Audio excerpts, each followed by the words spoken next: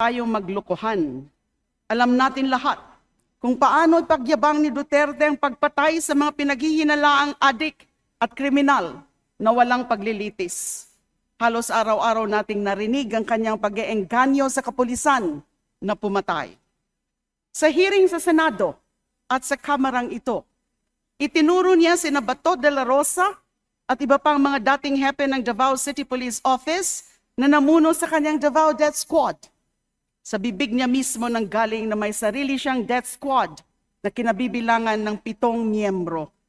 Sa harap ng Quadcom, pinangalanan ko isa-isa ang mga miyembrong ito ayon rin sa testimonya ni Edgar Matobato at Arturo Las Cañas.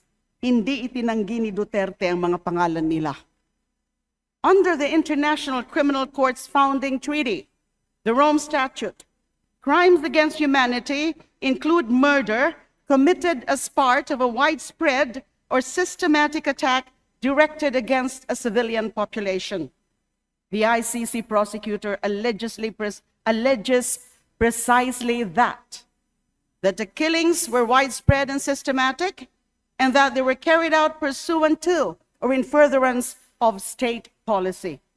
That is why the former president is facing a confirmation of charges hearing which sets to start today, February 26. Any moment now, that hearing, confirmation of charges, will start. Hindi po ito dahil sa pamumulitika. Hindi rin po ito dahil sa impluwensya ng dayuhan.